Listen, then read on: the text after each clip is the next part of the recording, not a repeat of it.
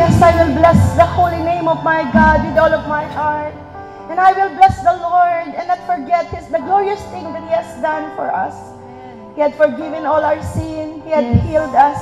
He ransomed us. He delivered us. He surrounded us, this family, with His loving kindness and with His tender mercies. He fills our heart with two good things.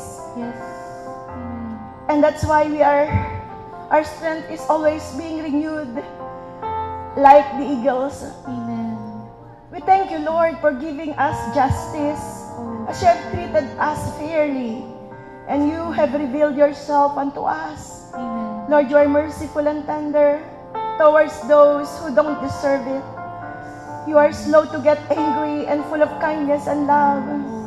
Lord, we thank you for you are being so merciful toward those who fear you and honor you. As great as the height of the heavens above the earth, you have removed our sin away from us as far as the east is from the west. Lord, you are like a father to us, tender and sympathetic to those who revere you. For you know we are but dust, and that our days are few and brief, like grass, like flowers blown by the wind, and are gone forever. But your loving kindness, O Lord, is from everlasting to everlasting. To those who revere you. Your salvation is for our children's children. For those who are faithful to your covenant and remember to obey you. Lord, you have made the heavens as your throne, and you are the God who rules forevermore. Bless the Lord, almighty angels. Bless the Lord, all the earth.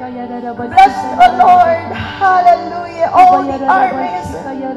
Bless the Lord for those who are eagerly thanking God and serving Him constantly. Let everything, everywhere, bless the Lord. And how I personally wanted to bless Him too. We honor you, dear God. Let it be that day, Lord, wherein as we commence and we open up this year, we are going to come unto you with thanksgiving in our hearts. We will enter your courts with praise, and we will say that this is your year, the year of the Lord's loving kindness. It is the Jubilee year, the acceptable year of the Lord. Blessed be the name of the Lord forever. In the name of Jesus, this we pray. And everybody said, Amen, and amen, and amen. Come on, shall we give the best clap opening of praise? Hallelujah. Hallelujah. Amen. Amen. Praise God. You may be seated.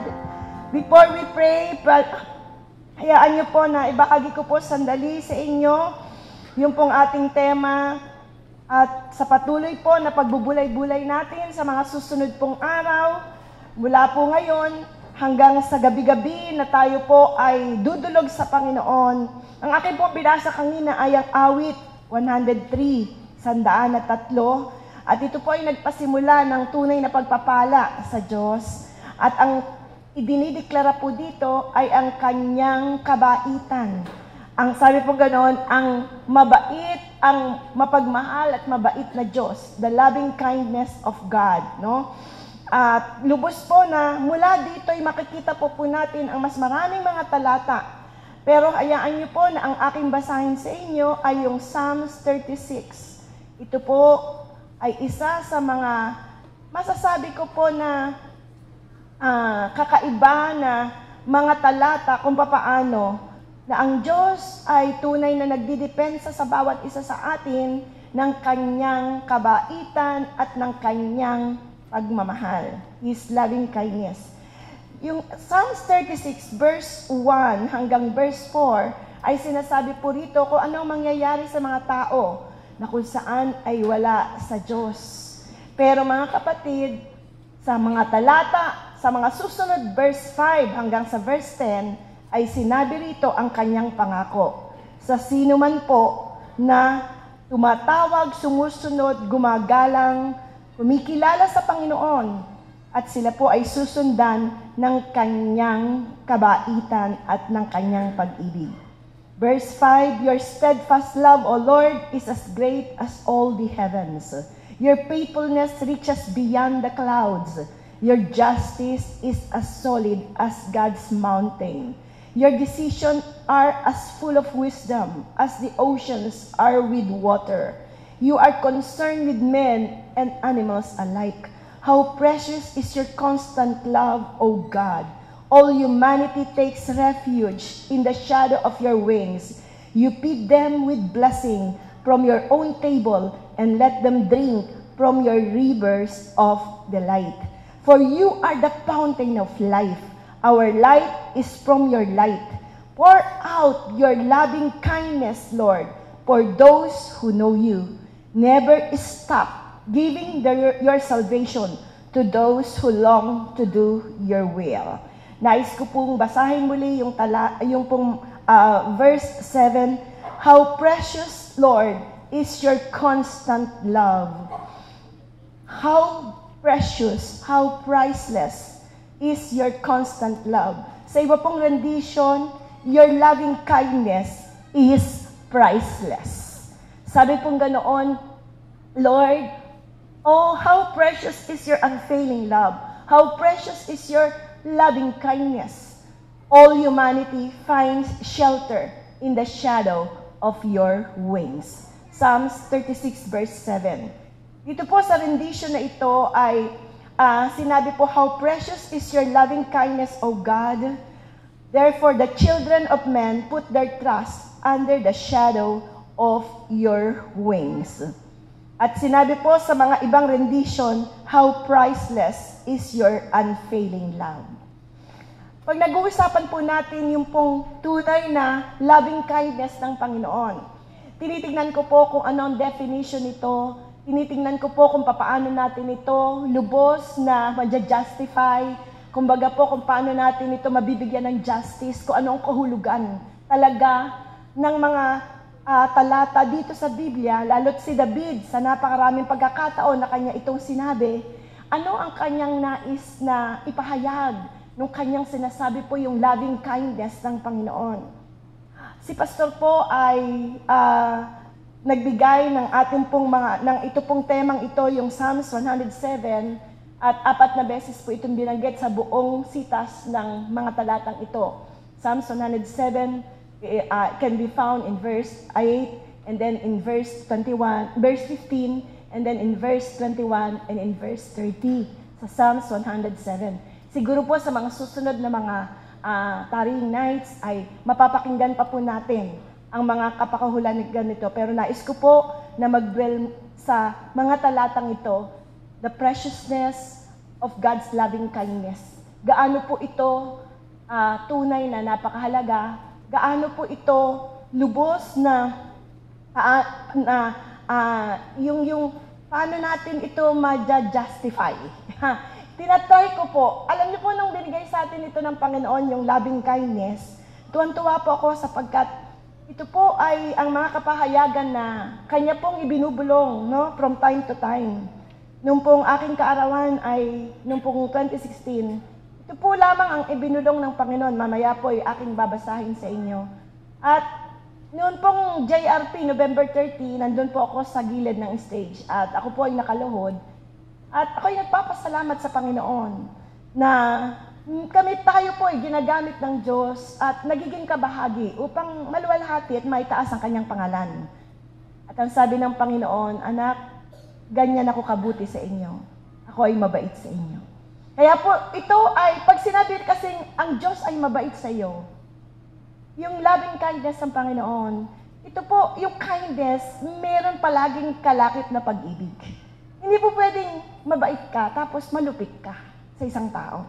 Hindi po pwedeng, alam mo, mabait ako kay Pastora Rosie, pero malupit ako sa kanya. Hindi pwede eh. Kaya po, yung pong ibang mga rendition, sinasabi rito yung pong steadfast love, unfailing love. Sinasabi po dito yung love, the wonderful deeds, or even the goodness of God. No? So, ito po yung mga, there are at least 8 mga salita po na kung titignan po natin ay interchangeably binabanggit po yung loving kindness. Pero sa akin, ang dating ko po nito, paano ko po ba ito ma-justify nang sabi ko, Lord, ang loving kindness, it is so intimate, something that is, you are so close. And this is, I know that 2017, it will be a year wherein we will be so intimate to God. Something wherein the Lord is going to reveal Himself personally. It is a Jubilee year. It is because God will be very kind personally to us. It will be a year wherein we are going to experience His loving kindness. He will be loving. He will be kind. And for all of these things, makikita natin kung paano ang Diyos ay tunay na magpapakahayag sa atin. I'm not saying that 2017, it will be a year na there will be no problems that will come along our way. Actually, it is a very challenging one. No? There are so many uncertainties, marami po mga transitions, marami po tayong mga tinatawag na mga, yung something that we are like volatile, ito po ay shaking, o ito ay something that is hindi po ito firm, hindi po ito po ay hindi steadfast, ito po ay movable. And God wanted to establish our heart na whatever the future may bring, one thing is important, we know who holds our future. What I did is to quote, yung gusto ko pong basahin sa inyo, some of the verses dun po sa loving kindness ng Panginoon. Sa Psalms 36 verse 10, sinabi rin po ito, "Oh, continue your loving kindness, Lord, to those who know you, and your righteousness to the upright in heart." Panginoon, magpatuloy po. Nawa po yung pag-ibig ninyo ay magpatuloy. Magpatuloy po yung kakaiba ninyong kabaitan sa bawat isa sa amin. Hindi ko nga po ito makita sa Tagalog. Kabutihan, ang nakikita ko po, katapatan, yung pagmamahal, yung pong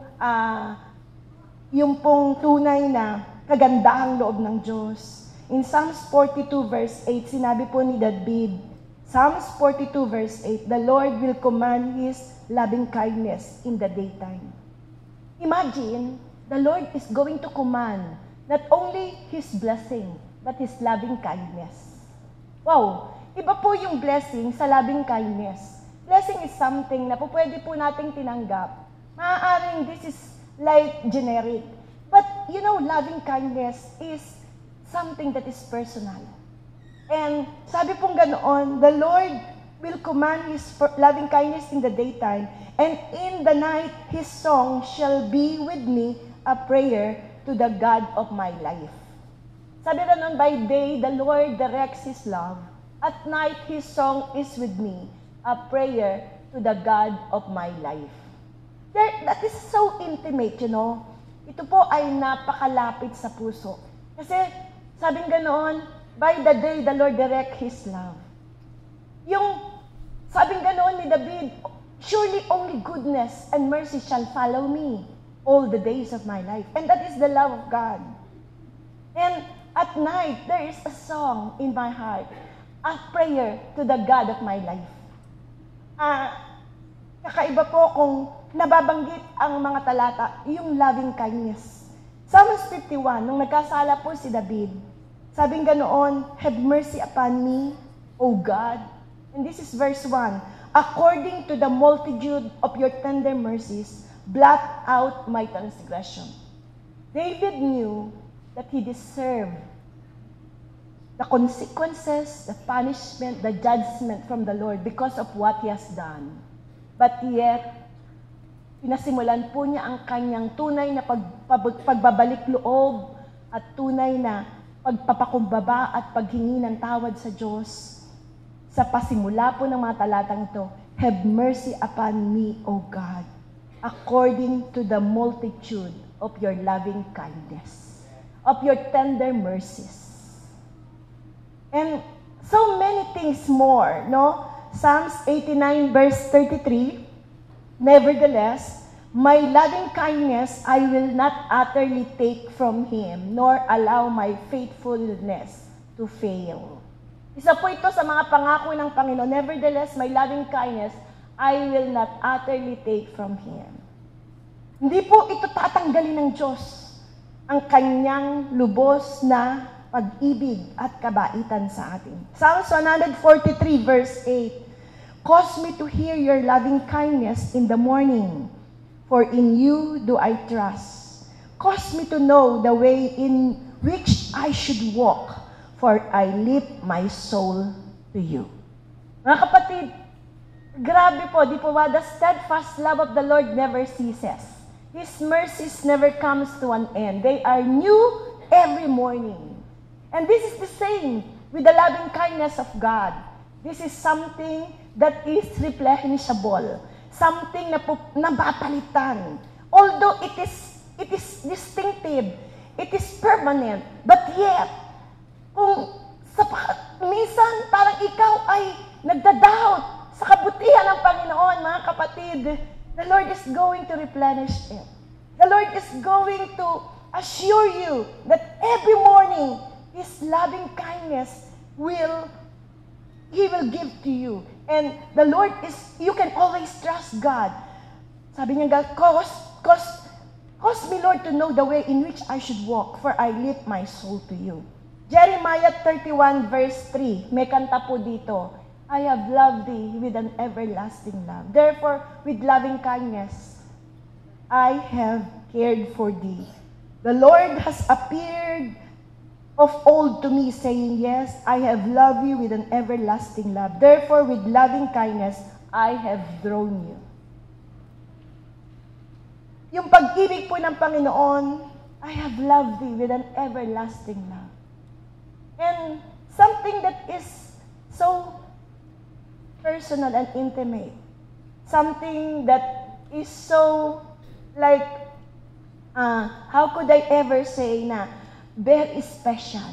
And this is just intended for somebody whom He is talking with.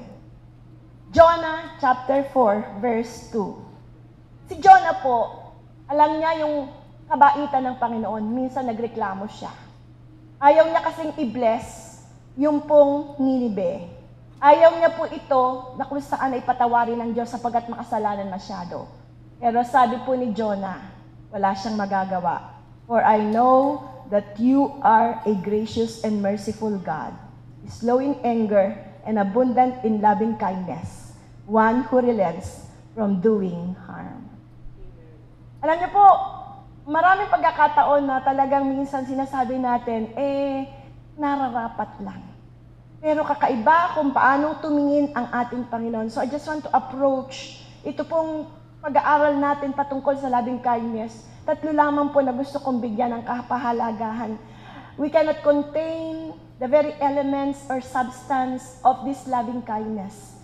But at least, we can enumerate what are some of the contents. Ano po ang napapaloob sa kabaitan ng Panginoon? Ano po yung napapaloob sa napakagandang kalooban ng Diyos, yung kanya pong kabutihan, yung kanyang kabaitan. Sabi nga po ganoon, it is so priceless. The loving kindness of the Lord is priceless. How priceless is your unfailing love? Tinawag po itong unfailing love, no?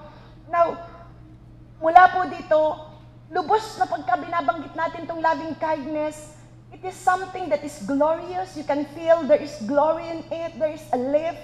Yung pong, meron pong tinatawag na perfection, glorious in His perfection. And there is mercy, there is faithfulness, there is righteousness, there is justice, no? All-encompassing. No po? Priceless wherein it cannot be purchased. Something na pagka sinabi pong your loving kindness is better than life. No? Bakit? It is because Jesus has given us life. And then, because that life that we have received, and in that life, we receive light, no? Nung pong binasa natin dito sa Psalms 36. Pero, hindi lang yung liwanag na ating tinanggap, kundi siya mismo, yung buhay. Kung saan, ang kanyang puso, ang kanyang kabaitan, ang kanyang tunay na pagmamahal. Yung loving kindness, sa Hebrew word po ay hesed. And katulad ng aking sinabi, there is no single word in English that can translate it, loving kindness. And no other parallel word in Hebrew that can do justice to the complexity and richness of this particular idea, loving kindness. Wala poong lubos na masabi tayo. Then we may call it steadfast love, unfailing love. But, there are grand and there are great elements of God's loving kindness. Number one is, the loving kindness of God contains the elements of, number one, divine mercy. It contains the element of divine mercy. Ang nakaakibat at ang nakapaloob po dito, isang elemento sa kabaitan at sa kabutihan ng Diyos ay ang kanyang kahabagan. Masyado pong significant ito sa akin mga kapatid sapagkat way back, nung si Sheka po ay 4 years old pa lang, siya ay nagkaroon ng dengue. At dun sa dengue yon, nag-grade 3 po yun. Siya po ay nagkaroon ng pagdurugo doon po sa loob ng kanyang katawan. Lumaki na po ang kanyang tiyan at pagkatapos may tubig ang baga. Nagkakaroon na po siya ng bleeding. At ang sabi ng kanyang doktor ay wala na silang magagawa. Nasa ICU siya mga 1 linggo. And then hanggang sa, kumbaga po, lahat ay bilang magulang ay gagawin mo. So ako po ay nagpatira pa sa Panginoon, nagpa-fasting. Pero nung 1 araw po, 3 araw nung ako'y nagpa-fasting doon, nung ako po ay nagkakaroon na ng attempt na sabihin sa Panginoon, Lord, gusto ko na pong magtanong sa Diyos na, Lord, bakit? Hanggang maaari, yun yung ayaw kong tatanungin. Ayaw kong tatanungin ng Lord because God is sovereign. Ayaw ko rin pong tanungin ng Panginoon na kung saan ay, Lord, ano po yung dapat kong gawin? Whatever, what went wrong? Bakit nagkaroon ng ganito ang aking anak? Natitempt na po akong sabihin sa Lord na naglingkod naman po kaming mag-asawa. Panginoon, hanggang maaari ay sa bawat umaga sinasabi ko sa inyo, huwag ko kayong mabibigyan ng sama ng loob. Pinipilit ko po na hanggang maaari hindi ko masaktan ang puso mo. Ang aking prinsipyo sa buhay ay kung saan matutuwa ang Diyos, doon ako. Kahit na yun ay mahirap para sa akin, kung saan matutuwa ang Panginoon, doon ka. Kahit yun ay masakit sa iyo, basta doon matutuwa ang Diyos. Natitempt na po ako na sabihin yun sa Panginoon. Pero alam niyo po, ang lumabas sa aking bibig, sa aking pag-aayuno, sa aking pong paghingi ng habag sa Diyos, sa aking pagsusumamo, sa aking pong pananalangin. Ako po ay nagsabi ng ganito lang, Ama, hindi po ba ikaw ay tatay ko? Sabi kong gano'n sa aking tatay. At si Sheka po ay anak ninyo. Ang sabi ko lang po sa tatay ko, sabi ko, Tay, kahabagan niyo po ang inyong anak. Kahabagan niyo po ako. Kahabagan niyo po ang aking anak. At ito po ay inyong anak. Yun lang po ang nabanggit ko, kahabagan niyo po ako. Alam niyo po, mula po doon, humahagulgul po ako noon, Lord, kahabagan niyo po ako. Kahabagan niyo po kami. And then, maya-maya nakakita po ako ng isang parang malaking TV at nakalagay doon, Matthew chapter 5, verse 7. Alam ko po, dahil magulong isip ko, sabi ko, ang Matthew chapter 5, alam ko, beatitude yun. Pero hindi ko alam kung ano yung verse 7. Nung pagbukas ko po, nakalagay doon, Blessed are the merciful, for they shall obtain mercy. And then the Lord whispered to me, sabi niyang ganoon, Anak, you have obtained by mercy. You know, this is so significant. And from there, nakagawa po ako ng isang preaching about the mercy of God. Wow, grabe. Syrophoenician woman, yung kinahabagan and everything. And you know what? The loving kindness of God, there is always an element of divine mercy. Yung mercy, yung habag ng Diyos. Hindi dahil ikaw ay magaling, hindi dahil sa ikaw ay mayroong tunay na yung may karapatan na tumanggap ng mga pagpapala o maging mabait sa iyo ang Diyos o maging mabuti sa iyo ang Diyos, kundi sa kanyang habag. Tama yung sinabi ni Daniel. Alam niyo po yung Daniel 9, Jeremiah 9, Nehemiah 9. Kung makikita niyo po yung mga yan, ito po ay pala yung mga intercession. Sabi po ni Daniel, Lord, I know that we deserve all this wrath and judgment towards this nation. But Lord, we pray that you will hear our prayer. Lord, we do not come unto you because we are righteous. But Lord, we come unto you because of your mercy. Sabi ni Jeremiah, sabi niya, Lord, I know that man's life is not in his own. It is not for him to direct his step. Lord, judge us, not with your wrath, but with your mercy, or else we will be reduced unto nothing. Mga kapatid, yung pong mga tunay na kahabagan ng Panginoon, yung loving kindness ng Panginoon, may kaakibat, may kasamang ingredient po ito. Isa po sa mga elemento nito ay ang kanyang kahabagan. There is an incredible clemency. There is something wherein kakahabagan ka ng Diyos. Maaaring ikaw man ay guilty, maaaring ikaw man, mga kapatid, ay hindi, o kung ikaw ay walang anumang bagay na ginawa, but yet, there is always that clemency and forgiveness. Kaya nga po doon sa verse 5 nung binasa natin, sabi pong ganoon, tunay na ang Diyos ay tunay, ay lubos na mabuti. Sabi rito, Lord, your steadfast love, Lord, is as great as the heavens. And your forgiveness reaches out to the sky. Gano'n rin po kataas ang kahabagan ng Diyos. Ito po ay hindi kayang sukati. There is the horizontal, there is the vertical, up to the sky. There is the horizontal, as far as the east is from the west. Thou removest our sin, and you forget them all. And what is the relational? Ang sabi nga noon, as a father pitieth his son, so does our Father pitieth those who sin against him. We always remember that we are from dust. So, makikita po natin horizontally, vertically, relationally, tama po yun eh. Oh, that you may know the depths, the breadth, the width, the length of God's goodness, the vastness of God's love and God's mercy. Kapatid, it is something na kung paano ang Diyos ay tunay na nais magpakita ng kanyang kahabagan. God deals with pity upon each and every one of us.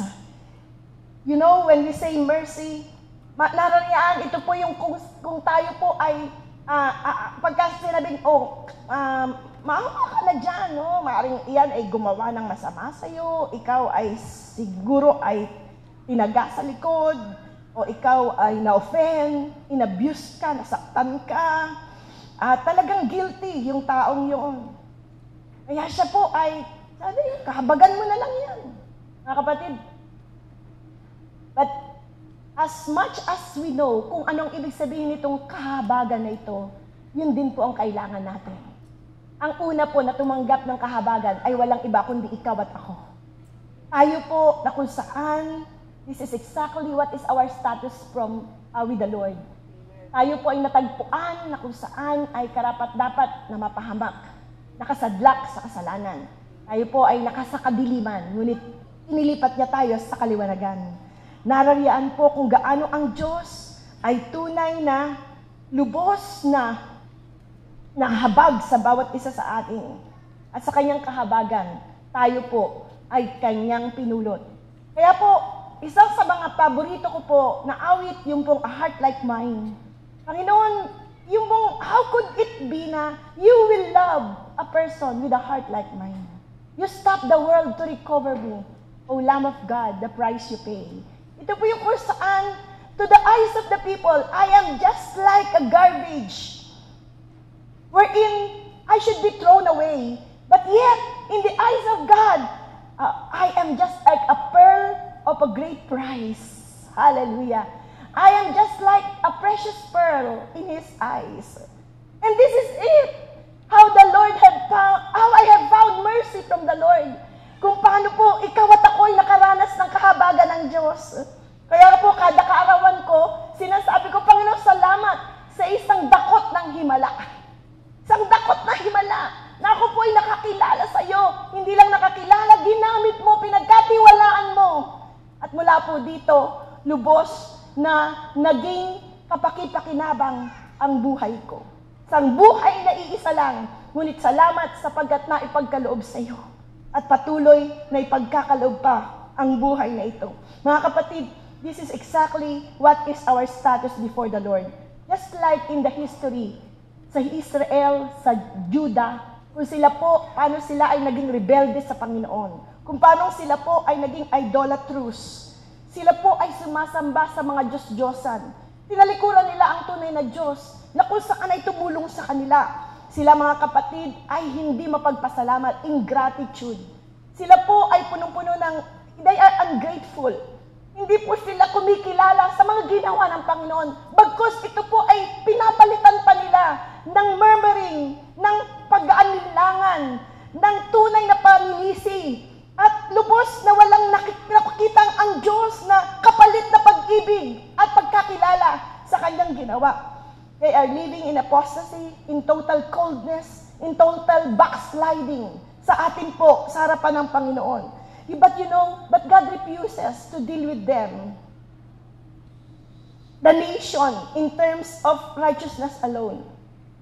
Sabi nga po ganoon sa Psalms, let Israel wait on the Lord, for with the Lord there is mercy. Hinahabagan sila ng Diyos. Kaya sinabi rin po ito na David, what if the Lord has not been with us? What will happen to Israel? Mga kapatid, ang bansang Israel, alam natin kung paanong ito ay maraming pagkakataon. Ito po ay pinatawad, hinahabagan ng ating Diyos.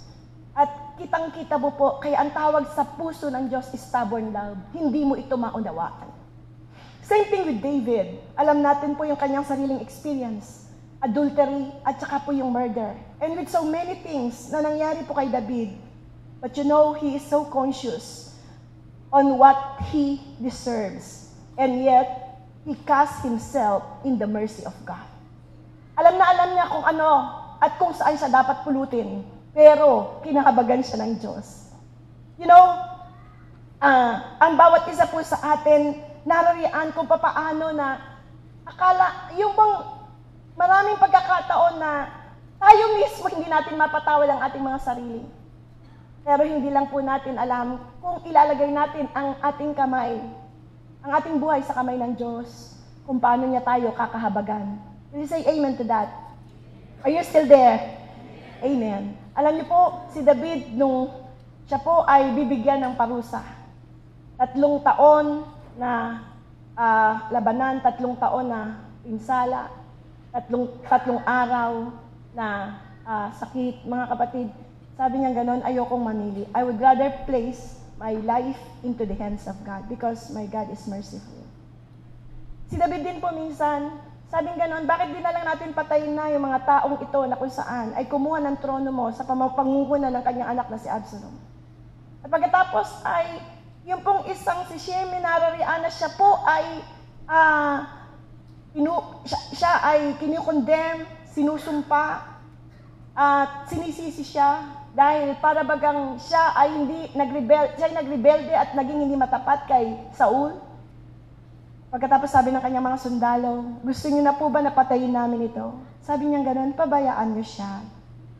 Sabi niya, what if, alam ko na naririnig ito ng Diyos. At pag ito'y narinig ng Diyos, kakahabagan niya ako. This is the heart of David. And so, I'm saying that our team is so close. And I'm so excited that God will be so close to us. I can sense, even on the onset of the year, there is such a brokenness. There is such a lowliness. There is such a humility. Now, we are entering into this year with such, like, an awe and reverence, with such, like, the utter dependency, the dedication, the commitment, our devotion unto the Lord. And Alam ko po na maraming bagay po ang ipararanas ng Panginoon sa bawat isa sa atin. And of course, as we celebrate the Holy Communion tonight, narariyan po na natapat na January 1, ito po yung Sunday at pagkatapos ay magko-communion tayo. And we would remember kung paano tayo kinahabagan ng Panginoon. This is a token and this is a remembrance of God's supreme love when He died on the cross. Sabi niya ganoon, take this bread and drink from the cup. Because every time you do this, you are remembering how much I love you. My loving kindness to you. Mga kapatid, men took the Son of God and laid Him naked on the cross. And then of course, they drove the great nails through the hands and feet of Jesus and lifted Him up to die. But yet, what is the response of Jesus? Jesus said, Father, forgive them, for they do not know what they're doing. Mga kapatid, it is something. There is mercy. There is something na kung saan ay kinahabagan po tayo ng Panginoon. And so, the first element is the mercy of God. The second is the loving kindness of God contains the elements of fidelity and loyalty. Not only mercy, but there is sincerity, there is loyalty, there is fidelity. When we say fidelity, there is faithfulness. There is something na kung saan ay, there is a commitment, there is a devotion. Something that the modern translation is steadfast love. Steadfast. Ito po'y matatag, hindi na move. Katulad po ng isang mag-asawa, anumang yanig sa kanilang relasyon, mananatili silang matapat sa bawat isa. Katulad sa mga mag-business partner, kahit na babankrupt o kahit na nalulugi, kahit ano mangyari doon sa kanilang negosyo, mananatili sila sa kanilang kontrata o sa kanilang tipan. Steadfast, faithful, loyal. Mga kapatid, the loving kindness of God is steadfast. And there is an element of fidelity and loyalty. Yung He said, yun din po ang ibig sabihin ay loyalty in the context of covenant. Yung po bang pagka ikaw ay matapat, matapat ka sa tipan. And God stands in covenant with mankind. Siya po, hindi niya nakakalimutan. Siya ay merong covenant sa tao. And He always made specific promises.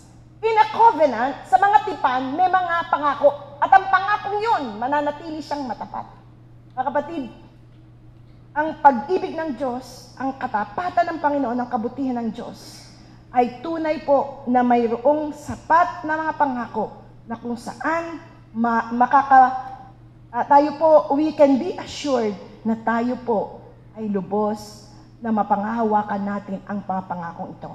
He will remain faithful unto the end. And whatever it is, especially, ang isang gusto ko po, He will remain faithful. Not only unto what He had promised, not only unto what we have made a contract or covenant, but God is faithful unto His relationship with us. Yung relasyon niya sa atin. Matapat po ang Diyos. He is like a father unto us. Alam niyo po, naalala ko po si Noah. Sabi niya, Noah, always remember my covenant unto you. Sabi niya ganoon, while the earth remains, there would be seed time and harvest, summer and winter, day and night, but my promise and my covenant will be with you. And I promise to myself, never that this earth will be dried again with a flood. And there, after that, ay dumating po yung baghari o yung pong rainbow. Hanggang ngayon, mga kapatid, makikita natin yung rainbow na yon. Si Abraham po, I will make you a father of many nations. Hanggang ngayon, mga kapatid, pinulfill po yun ng Lord. Inoffer si Isaac, hindi po ito kinuha ng Diyos. Hanggang ngayon, dumami tayo hanggang sa nakakilala tayo We are the heirs of Abraham. At tayo po, yung pong mga generation na kung saan ay naging bunga ng pangakong ito, the father of many nations. Remember si Moses, the Lord promised that He is going to deliver them. At naging matapat po ang Panginoon hanggang sa huli, na nakita po nila yung promised land. Si Hosea po. Hosea was a minor prophet in the Bible, but he played a major role. And there is a major message in the book of Hosea. Because from there, yung pong pinaka-ultimate na kung po pwede mong ipaliwanag gano'n ka nga ba kalalim ang pag-ibig ng Diyos, doon niya na pinakita, pinahayag kay Hosea. Sabi niya gano'n, Hosea, banal kang tao, matuwid kang tao, propeta ka, mag-asawa ka ng isang prostitute. And you remain faithful to her. And then, inalagaan to in everything, nagkaroon ng anak and everything, but yet, isang araw babalik, and then pagkatapos babalik na naman sa kanyang pagiging prostitute. Pagkatapos si Hosea, siya po mga kapatid ay magpo-prophesy sa temple, and then ang mga tao pinagtatawanan siya. Sabi niya, hindi mo ba nalalaman na nung isang gabi ay kasama ko ang asawa mo? And yet, Hosea cried. Sabi niya gano'n, return unto me, saith the Lord. And this is the same message that the Lord is saying unto the people. Nung ito po ay kanyang, yung naririnig dito ni Hosea, sabi niya ganoon, this is exactly what's the message of God. Sabi ng Panginoon, whatever Israel has done, however unfaithful she had been, God remains faithful because He cannot deny Himself. Sabi pong ganoon, kahit kayo ay naging kayo ay naging taksil sa akin, tumalikod kayo, hindi kayo matapat, ngunit ako ay nananatiling matapat sa inyo. Ganon ko kayo kamahal. At mula po doon, nung isang araw, narariyan po na like a prostitute, naked, mga kapatid, yung balabal po ni Jose ay kanya pong itinakip sa kanyang asawa. And then, they went home. Brothers and sisters, the same thing. Ang buhay natin dati, katulad nito, wala tayong pwede ipagmalaki. Rupok ng ating buhay, ng ating puso, ng ating pamumuhay, ng ating pong paglakad. Pero alam niyo po, nung nakakilala tayo sa Panginoon, nung sinasabi niya, return to me. Sabi niya ganoon, your love to me is like a dew. Na kung saan, narayaan nung umaga, pero mamaya ay wala na. Mga kapatid, nung sinabi po ito ng Panginoon, I do not want your offering, I want you to love me. I do not want your sacrifice, I want you to honor me. And these are the same messages na sinasabi po ni Hosea. And you know, yung relationship po ng Panginoon sa bawat isa sa atin, there is the divine commitment and covenant loyalty. Naroon po na malalim kung paano ang Diyos ay nakipagtipan sa bawat isa sa atin. Sabi niya ganoon, He consider us as His own. Tayo po ay kanyang inangking ganap. Tayo na. Hallelujah. And this is it, kung gaano po na yung pong kahabagan ng Panginoon, yung pong kung paano po na ang Diyos ay lubos na yung pong kanyang katapatan, yung kanyang loyalty. And when you say, that's why when you say, I have loved thee with an everlasting love. When you say, thy loving kindness is greater than life. When you say, oh, bless the Lord, for your love to me, Lord, is from everlasting to everlasting. Oh, the steadfast love, oh, the loving kindness of the Lord is as great as the heavens. Pag binabanggit po, pag na-encounter ninyo yung loving kindness, it surpass yung pong tinatawag na it's not only mercy, there's an ingredient of mercy, there's the ingredient of fidelity, the faithfulness, and the loyalty, and the covenant of God, the commitment, the devotion, the relation. He will remain faithful. Mga kapatid, there is such a faithfulness on earth. Kaya nga, yung pong Isaiah 24, though the mountains shall depart and the hills be removed, but my kindness shall not depart from thee. Neither shall the covenant of my peace be removed, saith the Lord that had mercy on thee. Anak, gumuho man ang mundo, mawawala man ang bundok, mawala man ang mga karagatan, pero ang pag-ibig, ang kabaitan ko sa inyo ay hindi mawawala. Maging ang aking tipan ng kapayapaan para sa inyo. Amen. Palakpakan nga po natin ang Panginoon. Hallelujah. This is the relationship, the divine commitment, the covenant loyalty. And lastly, brothers and sisters, the loving kindness of the Lord contains the element, of course, of kindness. Yung pong kabaitan. Pagka yung sinabi pong mabait, it is loving. And it follows with kindness. When you say kind, ito po ay ibig sabihin, patient. Pag sinabing mabait, ito po ay mahaba ang pasensya. Ito po ay mabait. Hindi po pwedeng, alam mo, ang bait niya, pero ang kitid-kitid ng kanyang pasensya. Ang konti, ang dali niya magalit. Ang bait niya, pero ang dali niya magalit. Pwede pa ba yun? Hindi, no? Pwedeng, sabi pong ganun, ang isa pa pong ibig sabihin, yung pagkapagmabait, ang kasama naman po nito yung generosity. Alam mo, ang bait niya, pero ang damot niya. Pwede ba yun? Hindi. Hello? Are you there? Pag sinabing mabait ka, yung hindi ka madamot kahit sangiti, yung mabait ka kahit yung may iaabot ka, yung tulong mo, hindi man po ito material. Mabait ka sa ugali, na kahit ikaw ay sinimangutan, amen, hindi ka papatol, hindi ka susugod, hindi ka tataray. Meron pong patience, meron pong generosity, and meron pong benevolence. Nako? Kung saan ay narariyan ka, lagi kang mahabagin. Ito po ay kung saan ay may simpatya ka, meron kang tunay na kababaang loob. At hindi lamang yon. The measure is infinite. When you say infinite, hindi nauubos, hindi konti lang. Ang bait mo naman. Tapos lalo na pag sinabihan kang, ang bait-bait mo naman pag pinangalawahan. Amen? Now, it is infinite. Hindi ito madaling maubos kasi nga mahaba ang PC nito. And then, ang maganda pa po, yung pong kindness na yon, eternal. And this is the kindness of God. The eternal. The kindness of God is eternal.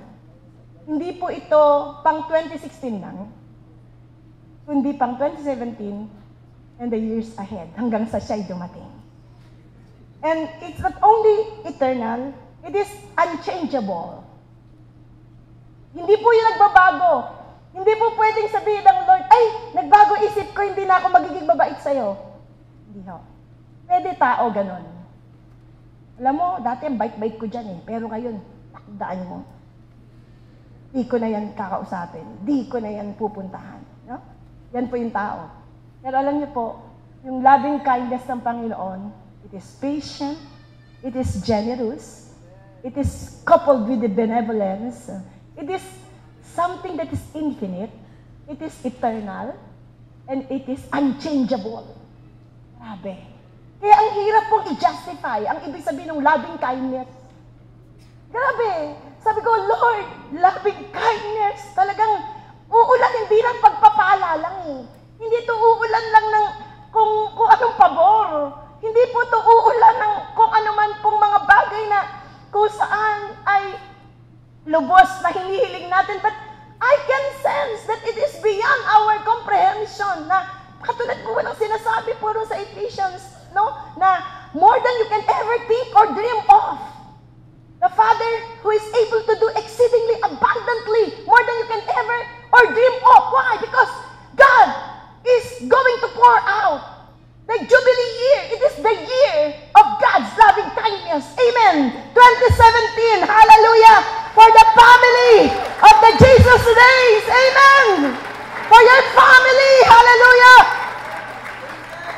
The year of God's loving kindness. Pinahabagan, minahal, naging matapat ang Diyos. Unay po na naging mabait ang Panginoon, naging maunawain, naging mapagbigay.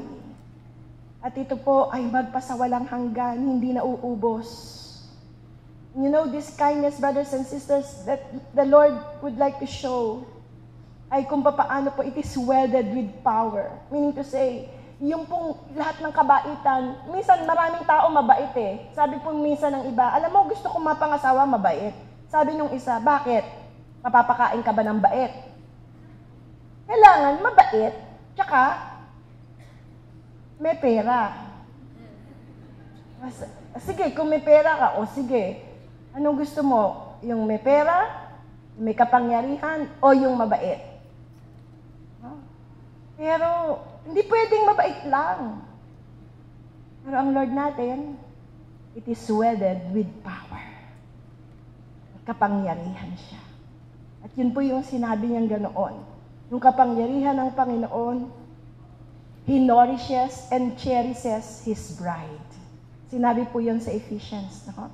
Ephesians, kung saan ang Diyos ay Kanya po na ninonorish, siya po ay nagkakaloob, and then He cherishes, minamahal, ang Kanyang iglesia, ang Kanyang mga anak.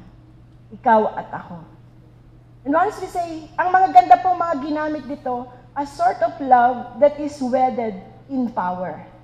Ito po yung kung saan the Lord is nourishing and cherishing us. And once you use those words, I cherish you, I nourish you, it is handled with care. Ito po ay inahawakan mo ng talagang it is something, you are handling it with such a, this is just like so precious unto you that you nourishes and that you cherish. Katulad ng isang bata, isang sanggol. And it's the same thing, how the Lord treats us like a bride. The Lord is treating us, especially on these last days, as the Lord wanted to nourish us and to cherish us. When He nourish, something that, wow, wala ka nang hihilingin. Because the Lord will nourish us with everything. And then, cherish. Mamahalin po niya tayo. The Lord is going to cherish us. And this is something that is extraordinary, extravagant kindness of God. And ito po yung supremacy nito na ang pinakakatibayan nito, ang pinakapantatak nito ay ang dugo ng ating Panginoong Jesus. Na kahit ang kanyang anak ay hindi niya ipinagkait. Sabi po sa Romans chapter 8, He who did not spare His Son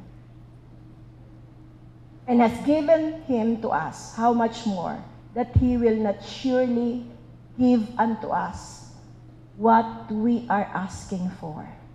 Mga kapatid, hindi nga niya pinagkait ang kanyang bugtong na anak. Ano pa po ang hindi niya po pwedeng ipagkaloob sa atin? Ang Diyos ay maawain, mahabagin. Kaya naman po kung titignan natin ito mga kapatid, napakarami po sa mga talata na nung oras na yung pong loving kindness, tuwan-tuwa po ako pero siguro po sa mga susunod, pero nung binabasa ko ito, excited ako sa mga susunod, ay isi-share po namin ito. Yung ang Diyos ay talagang pag dinideklara, His loving kindness is from everlasting to everlasting.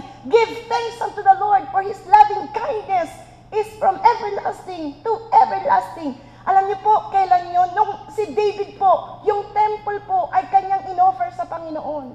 At kung saan siya ay nagpasalamat sa Panginoon, sinabi sa kanya na ang hindi nga siya pero ang kanyang anak ang gagawa sapagkat ng templos, gusto niya yun pero hindi yun ang pinagkaloob. Pero sabi niya, Panginoon, sino ako at sino ang aking pamilya? And so, inutusan niya po mga tao, sabi niya, give thanks unto the Lord. 1 Chronicles 16:41, give thanks unto the Lord for His loving kindness is endured forever. Tapos, nung pong narayaan na po na yung art na ilagay, yung po yung kanilang inaawit, yung loving kindness endures forever.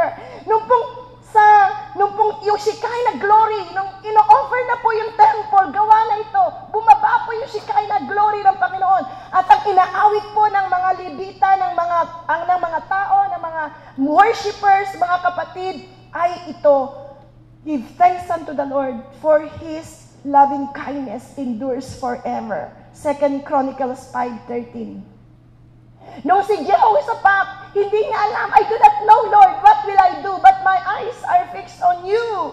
And then, ang sabi ng Lord sa kanya, sumigaw lang kayo, magpuri lang kayo. Ito lang ang sabihin nyo, give thanks unto the Lord for His mercy and for His loving kindness endures forever. Yun po ang kanilang mga isinigaw. You know, the miracles came. There's so much na pwede po nating pag-aralan patungkol dito, but yet, I just want to end up on this. This is something that is very, very basic sa bawat isa sa atin. But yet, makikita po natin kung paano si Jesus mismo ang nagkwento nito patungkol po sa prodigal son. Alam natin yung prodigal son. Alam natin kung anong ganyang ginawa. Pagkatapos ay kanya nang iniwan ng kanyang ama. Kinuha niya ang kanyang mana. Ang mga ginawa po ng prodigal son ay katulad ng ginawa ng Israelita. Ungrateful, at pagkatapos ay makikita nyo po, unfaithful. Makikita rin po natin dito na the worst thing na sabihin mo, akin na po yung mana ko, it is as if you are saying, na kung saan ay gusto ko nang ikaw ay mamatay at kukunin ko na yung aking mana. Sapagkat sa mga Hudyo, hindi ko kinukuha ang mga mana maliban na ito ay hindi pa namamatay. At ganoon din po sa atin. Pero pag hinihingi mo na yung mana mo, parang irregardless sa'yo, parang hindi ka mahalaga sa akin. There is no relationship whatsoever. Walang pagmamahal, walang pag-aalaga, wala pong pagkilala, walang paggalang. Ito po ang ginawa ng prodigal son. At alam natin, lagi natin na-identify yung ating mga sarili tungkol dito. But could you imagine nung oras na yon na siya po ay nag-repent? At nakita niya na kung babalik lang ako sa tatay ko, sabi niya ganoon, sa bahay namin, kahit mga alipin, hindi ko makain ang mga pagkain ng baboy. Sabi niya doon may makakain ako. At nung siya ay bumalik, alam po natin yun eh. Araw-araw, gabi-gabi, narariyan na ang tatay ay nagbabantay sa kanyang pagbabalik. At malayo pa lamang siya, nakita na siya kaagad. Kilalang-kilala po nung tatay ang kanyang anak. So hindi kanya talaga makakalimutan. Kilalang-kilala. Kilalang-kilala ka. Yung pong, kumbaga katulad sa isang asawa, yung yabag ng asawa mo, alam mo. Amoy ng asawa mo, alam mo yun. Lakad, alam mo yun. Alam niyo po, yung pong anak niya, naroon po na kung saan, ito ho ay malayo pa. Sabi ko doon, siya po ang tumakbo. Siya po ang tumakbo. Hindi po yung anak ang tumakbo patungo sa kanyang tatay, kundi yung ama. And I would say that these are all acts of God's, of loving kindness. Loving, there is the faithfulness, there is the patience, there is the generosity, there is the kindness, there is, brothers and sisters, the loyalty, and there is yung first na kung saan, the first element na ang Diyos, ang Ama ay tunay na nagkaroon, ay na tunay na meron po siyang lubos na kahabagan. And just, parang I could imagine, there is that mercy. I could say the entirety of the Father's, the Father's stature, yung kanya pong being, from head to toe, narariyan na, it is full of loving kindness. Oh, the leg of loving kindness that ran to him. The arms of loving kindness that reaches out to him. The voice of loving kindness that calls him son. The kisses of loving kindness that shows his love. Niyakap niya to, minahal niya at talagang hinalik-halikan hanggang sa mawala, maubos na raw po ang kanyang lakas. Sabi po sa Bible, hanggang maubos ang kanyang lakas. Pinalik-halikan po niya ang kanyang anak. The command of loving kindness that calls for the clothes of sonship and the slaying of the fatted calf with this joy that this prodigal son has come back. It has come back. Not to reproaches or coldness, but to the warm, to the loving arms, to the loving kindness of the Father's arms. Amen. Amen. Praise God. Hallelujah. Hallelujah. All of this makikita natin mga kapatid as I conclude. Sabi ko, Lord, nawa po, katulad ng sinabi sa Psalms 107, sa mga huling talata dito, Psalms 107, all of you that are wise, take into the heart and meditate upon the loving kindness of the Lord. Psalms 107, verse, yung pong huling mga talata, listen, verse 43. Psalms 107, verse 43. Listen, if you are wise to what I'm saying, think about the loving kindness of the Lord. Listen, if you are wise to what I'm saying, think about the loving kindness of the Lord. Whoever is wise will observe these things. You are going to think about it. You are going to ponder this, and you will understand the loving kindness of the Lord. Mga kapatid, come to think about it. Come to ponder about it. Ang isa po sa nag-whisper sa akin, you know, the more you are thankful, and the more you are repentant, the more you see yourself as undeserving, the more that you will experience God's loving kindness. The more that you humble yourself, the more that you are repentant, the more that you recognize how grateful you are, what sin, the sin that you have done, and you understand the goodness of the Lord in your life, the more that you will experience the loving kindness of the Lord, the more that you will understand it. Sino po yung mas makakaunawa? Yung pong mas grateful. Katulad po nung kung saan, pagka naunawaan mo ito, grateful ka sa ginawa ng Panginoon, mas makapagpupuri ka. Give thanks unto the Lord, for His loving kindness endures forever. Psalms 136, 26 na beses sinabi yan. Psalms 136, give thanks unto the Lord, for His mercy endures forever. Give thanks unto the Lord, for heaven and the earth He created the heavens and the earth. His loving kindness endures forever. 26 times. Sinabi po yan sa Psalms 136. You know, the more that you are grateful, the more that you are thankful, the more that you are humble, the more that you will understand and experience God's loving kindness. Katulad po nung isang sinabi ni Jesus, yung pinatawad siya, pareho silang pinatawad. Yung isa may utang ng 5,000, yung isa may utang ng 500,000. Sabi niya, sino ang mas magpapasalamat? Yung pong nangutang ng 500,000. Pareho silang pinatawad. Kaya the more na nakikita mo na kung walang Panginoon sa'yo, mas ano na ang mangyayari sa'yo? Narariyan po na nasa kalawalan tayo. Nasaan kaya ako kung wala sa atin si Kristo? Mga kapatid, yan po tayo mas lalong makapagpapasalamat. Mas mauunawaan natin yung loving kindness ng ating Panginoon. And with this, katulad po ng prodigal son.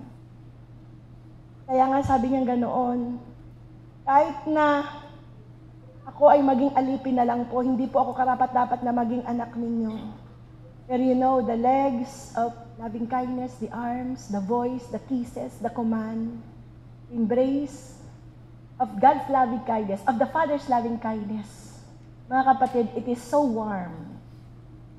wherein he really fell down on his knees. And this is the great story of the prodigal son. And so, sa lahat ng ito, marami pa po tayong pwedeng iponder. Pero, gusto ko lang pong i-share sa inyo yung aking pong tinanggap. Ito po ang aking naging panalangin, and this, we're going to close, and this is what I wanted also na ipanalangin natin. I was contemplating patungkol po sa kabutihan ng Panginoon. At dun po sa kanyang kabutihan ay lubos po na nagpapasalamat po ako.